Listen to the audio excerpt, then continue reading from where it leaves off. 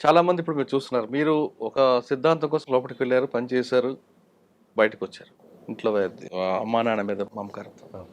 ఇప్పుడున్న యువత ఒక సిద్ధాంతం లేకుండా, ఒక విలువలతో కూడిన జీవితం లేకుండా, అడ్డదారిలో వెళ్తూ విలాసాలకి బానిసవుతున్నారు. అటువంటి వాళ్ళని చూసినప్పుడు ఏమనిపిస్తుంటది? వాళ్ళకిచ్చే మెసేజ్ ఏంటి?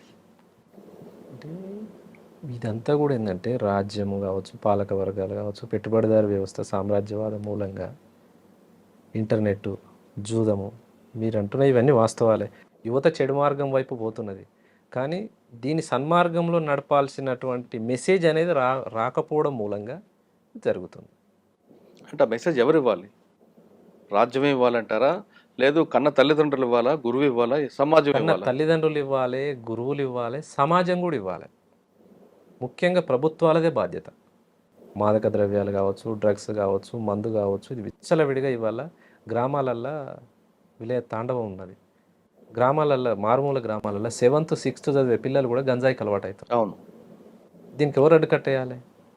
ప్రభుత్వాలే ముందు జాగ్రత్త చర్యలు తీసుకొని దాన్ని అడ్డుకట్టేసినప్పుడే సాధ్యమవుతుంది. నువ్వు నేను మన ఇద్దరం అనుకుంటే జరిగేది కాదు కదా.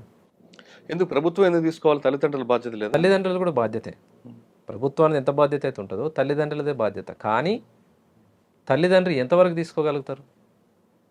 పొద్దుననంగా పోరాడు బయటకు పోయిండు అనుకో, వాడు రోజంతా దినచర్య ఏముందో కదా, అసలు ఎక్కడి నుంచి వస్తుంది, ఇది ఏం జరుగుతుంది అనేది. అంటే సమాజానికి బాధ్యత ఉంది, తల్లిదండ్రికి బాధ్యత ఉంది, అంతకన్నా ఎక్కువ స్థాయిలో ప్రభుత్వాల బాధ్యత ఉంది. అంటే అదొకటే కాకుండా ఉమ్మడి కుటుంబ వ్యవస్థ రద్దయిపోవడం, నాశనం అవ్వడం కూడా దీనికి ప్రధానంగా కానుకోవచ్చా? వాస్తవం. వాస్తవం. ఉమ్మడి కుటుంబ వ్యవస్థ ఉన్నప్పుడు కొంత బాధ్యత ఉన్నది. బాధ్యత గురువు అవుతుంది ఎవరికైనా. అవి లేవు. పక్కింట్లో ఏం జరిగినా ఇవాళ యువతలింటోడు పట్టించుకున్న పరిస్థితి లేదు. రైట్. ఆ టైప్ ఆఫ్ కల్చర్కి వచ్చేసారు. గ్రామాలలో కూడా ఆ కల్చర్. సరే సిటీ అంటే ఎవడు పట్టించుకోడు, ఊర్లలో కూడా అదే పరిస్థితి అయింది. గా ఇంట్లో జరిగితే నాకెందుకు, మా ఇంటికైతే కాదు కదా, మా ఇంట్లో జరిగినప్పుడు చూద్దాం తీ, అగో ఇట్లా ఈ టైప్ ఆఫ్. ఇదంతా కూడా సమాజానికి ప్రమాదకరమైన గంటికలే, ఇవి సూచనలే, ప్రమాదమే. దీనికి సొల్యూషన్ ఏం చెప్పొచ్చు? ప్రభుత్వం సరైన చర్యలు తీసుకోవాలి. ఒకటి, యూత్ కానీ యువత కానీ చదువు అనేది ఇంపార్టెంట్, ప్రశ్నించే తత్వం ఇంపార్టెంట్. ఇవి రెండు అలవర్చుకున్నప్పుడు సన్మార్గం పోతుంది. కానీ ఈ చదువు ఈ యువతనే పక్కదారి పట్టించడంలో ప్రధాన పాత్రధారి అవే అప్పర్ హ్యాండ్ అయ్యి వస్తున్నాయి. కానీ దీనికి ఆపోజిట్ వచ్చే మెసేజ్ అనేది విప్లవ పార్టీలు కావచ్చు, లేదా కమ్యూనిస్ట్ పార్టీలు కావచ్చు, సమాజపరంగా శాస్త్రీయంగా ఆలోచించే మేధావి సెక్షన్ కావచ్చు, ఈ లైన్ అనేది తగ్గింది రావడం. సమాజాన్ని చెడగొట్టే లైనే ఎక్కువ వస్తుంది. ఒకప్పుడు పార్టీలోకి ఒక డెడికేట్గా చదువుకున్న వాళ్ళు ఒక కమిట్మెంట్తో వెళ్ళేవారు, వచ్చేవారు. అప్పుడు అది క్రమేపీ తగ్గిపోవడం కారణం అనుకోవచ్చు. అంటే ఒక సెక్టర్ పీపుల్ దూరం అయిపోవడానికి. అంటే ఒక కొద్ది కాలం ఏంటంటే యూనివర్సిటీల నుంచి, పెద్ద పెద్ద విద్యాలయాల నుంచి రిక్రూట్మెంట్స్ ఉన్నప్పుడు మేధావి సెక్షన్ ఉంది. అంటే తర్వాత గ్రామాల నుంచి, తండాల నుంచి, చెంచుపెంటాల నుంచి వచ్చిన రిక్రూట్మెంట్ మంచిది కాదని కూడా చెప్పలేము. యూనివర్సిటీల కంటే వచ్చిన వాళ్ళ కంటే కూడా కమిట్మెంట్గా పనిచేసిన వాళ్ళు చెంచుపెంటాల నుంచి వచ్చిన వాళ్ళు ఉన్నారు. అంతే కదా. అంతే. గ్రామాల నుంచి వచ్చిన వాళ్ళు కూడా అంతకన్నా ఎక్కువగా పనిచేసారు, అంతకన్నా ఎక్కువ మూమెంట్ తీసుకున్నారు.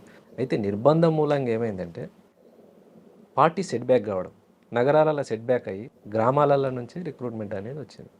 అట్లా కొంత విద్యావంతులు తగ్గిర్రు పార్టీలు అనేది వాస్తవమే.